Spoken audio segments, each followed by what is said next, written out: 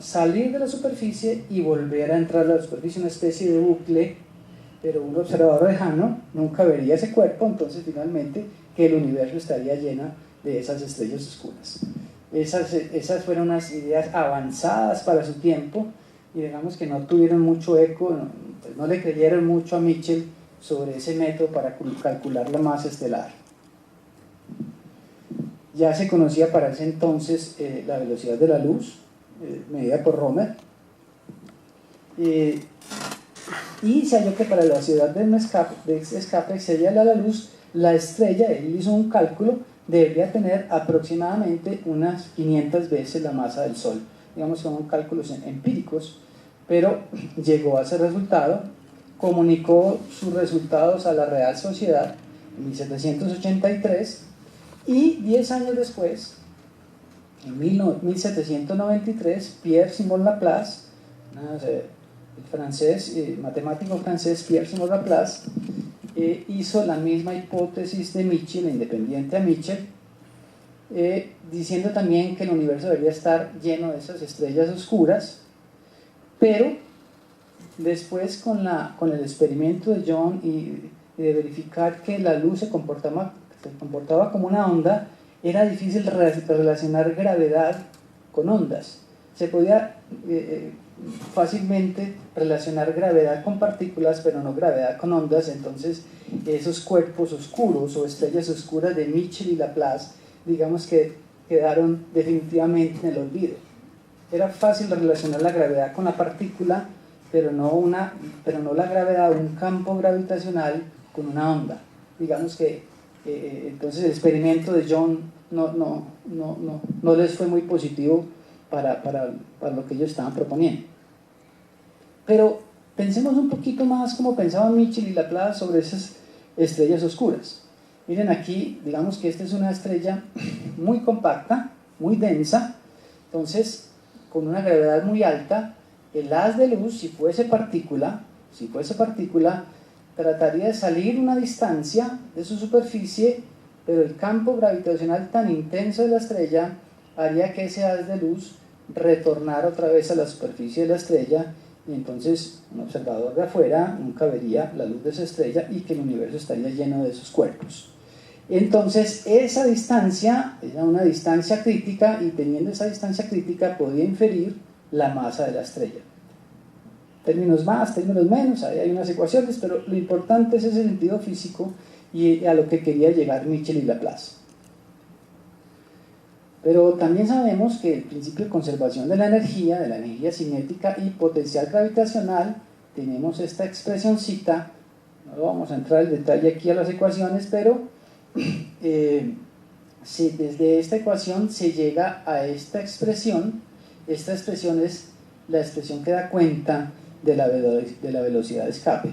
Un paréntesis aquí es, el transbordador espacial, como ustedes saben, necesita una velocidad mínima para salir de los efectos gravitacionales del cuerpo astrofísico que es la Tierra, y entonces lo mismo pasa, y se calcula con esta ecuación, depende de la velocidad de escape, la constante gravitacional, la masa del cuerpo y el radio del cuerpo. En este caso no era la Tierra, sino la masa de la estrella y el radio de la estrella. Vemos que es la velocidad mínima para que un fotón, una partícula de luz, pueda salir de la superficie de un cuerpo astrofísico. Entonces, a partir de las ideas formuladas por Mitchell y Laplace, podríamos preguntarnos si la luz puede ser atrapada por un campo gravitacional. ¿Qué pasaría si la gravedad fuera tan intensa que la luz no podría salir de su superficie? Simplemente a esa velocidad de escape podemos reemplazarla por la velocidad de la luz, y entonces podríamos también preguntarnos cuál sería el radio o la masa que debería tener un cuerpo astrofísico para que la velocidad de escape fuese igual a la velocidad de la luz y que presente esos atributos o esas propiedades de un cuerpo oscuro de Mitchell y Laplace, es decir, de un cuerpo que nunca podría verse desde el exterior. Y ese número es este es un radio. Despejando de aquí nos da que es 2 veces la constante gravitacional o constante de Cavendish por la masa sobre la velocidad de la luz al cuadrado. Muy bien.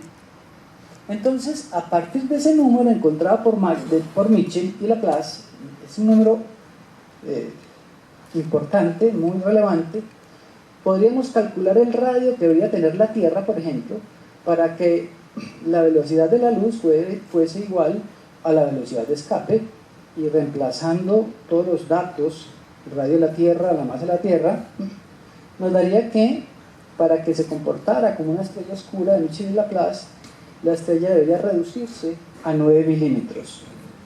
Muy bien. Lo mismo podríamos hacer con la galaxia, lo mismo podríamos hacer con Marte, con Venus, con la Tierra, con el Sol, y tendríamos estos resultados. Por ejemplo, la masa del Sol debería reducirse a 3 kilómetros su radio para tener esas propiedades del cuerpo oscuro que propusieron alguna vez Michel y Laplace. Muy bien, esa sería la distancia crítica, SR, que encontró Michel y Laplace. Digamos que el número encontrado por Michel y Laplace, ese radio, era correcto, pero la teoría de la cual surgió esa expresión realmente es incorrecta. Es incorrecta, y el método para hallar la masa de la estrella, digamos que estaba equivocado. Hoy sabemos que por la teoría especial de la relatividad, que ese fotoncito, ese paquetico de luz, nunca sale de la estrella, a diferencia de lo que sí pasaba en la teoría, con la teoría newtoniana, que el fotoncito sale, hace un bucle y vuelve y regresa a la superficie. Hoy sabemos por la teoría de la relatividad que ese fotón nunca abandona la superficie, entonces nunca tiene, digamos, esa parábola. Pero digamos que ese fue la primera piedrita, ¿cierto? El primer aporte para poder identificar estos cuerpos astrofísicos que hoy llamamos agujeros negros. Entonces el número es correcto, lo que hay que decir aquí, pero la teoría que originó ese número es la incorrecta. Muy bien. Entonces los cuerpos de Michel y Laplace tenían muchas dificultades después de que surgió la relatividad especial y la relatividad general. Bueno, pasaron muchos años, de 1801 hasta la teoría de Einstein, que fue en 1915, noviembre de 1915, donde digamos que esos cuerpos, esas estrellas oscuras de Michel y Laplace entraron al olvido. Muy bien. Fueron olvidados porque no había cómo relacionar gravedad con ondas. Había una dificultad muy importante ahí. Entonces digamos que entraron allá en desuso todos esos términos de estrellas oscuras de Michel y Laplace.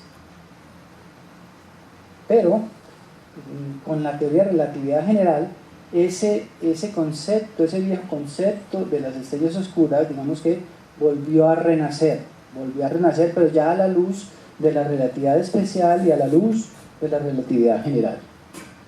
Y entonces, a partir de allí se dijeron las consecuencias más interesantes para esos cuerpos de masa extrema, de gravedad extrema. Eso es un agujero negro, gravedad al máximo. Y entonces se retomó esa idea vieja que se tenía de los cuerpos de Michel y Laplace. Entonces, a partir de las ecuaciones de campo, las ecuaciones de campo son las ecuaciones de Einstein que explican toda esa mezcla entre el espacio y el tiempo y cómo la gravedad deforma ese espacio-tiempo. Bueno, lo primero que hay que decir es que la gravedad como fuerza era un concepto que tenía Newton, pero digamos que el concepto de fuerza fue desestimado con la teoría de Einstein, diciendo que no es que existe una fuerza gravitacional como tal, sino que hay una deformación del espacio y el tiempo debido a la presencia de la masa. Básicamente es eso. Y a partir de esa óptica de la relatividad general es cuando se retoman nuevamente esos cuerpos oscuros de Michel y Laplace, pero voy a mostrarles cómo. El mismo Einstein no creía en la existencia de esos cuerpos oscuros, ni de agujeros negros. Incluso Eddington, que era su gran amigo, tampoco pensaba en la posibilidad de la existencia de esos extraños objetos.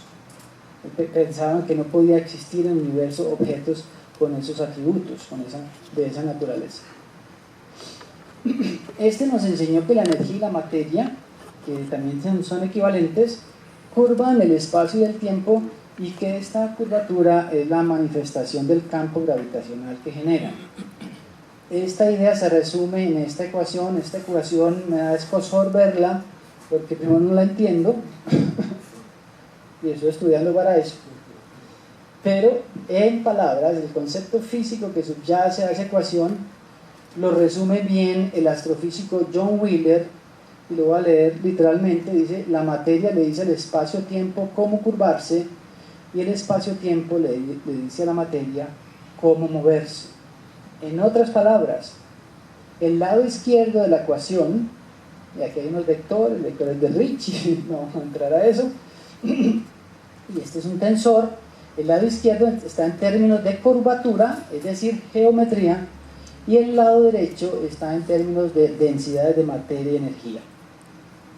Digamos que es el concepto físico, es el que nos interesa hoy. Y no es que sea una sola ecuación, sino que son una serie de ecuaciones que se resumen en esta expresión. Eso fue en 1915, noviembre de 1915.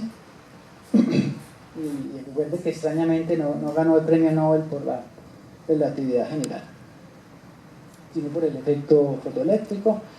Entonces Einstein publica la relatividad general en noviembre de 1915. Aquí hay una historia muy bonita porque en diciembre de 1915, un mes después, solo un mes después, el astrofísico alemán Karl Schwarzschild le envía una carta a Einstein diciéndole: señor Einstein, aquí está una solución a sus ecuaciones.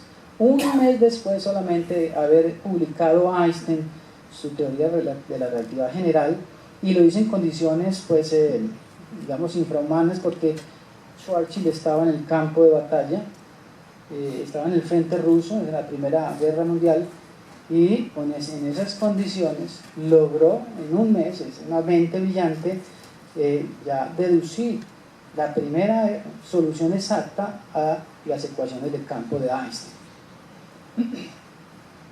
Schwarzschild demostró entonces con esa solución cómo se comporta el espacio-tiempo, que es una sola entidad ya para Einstein. Bueno, habría que hablar de Minkowski y de otros señores, pero cómo se comporta ese espacio-tiempo alrededor de un cuerpo muy masivo, y a partir de allí se redescubrió el concepto de agujero negro. Todavía en ese momento no estaba acuñado el término de agujero negro, digamos, eran estrellas oscuras de Michel-Laplace, pero vistos desde la óptica de la relatividad general. Sin embargo, el mismo Schwarzschild no creyó que ese cuerpo, al igual que Eddington y Einstein, que fuese posible que el universo estuviera lleno de esos cuerpos astrofísicos tan extraños. Y eso se consideró simplemente como una solución a la ecuación y una curiosidad matemática.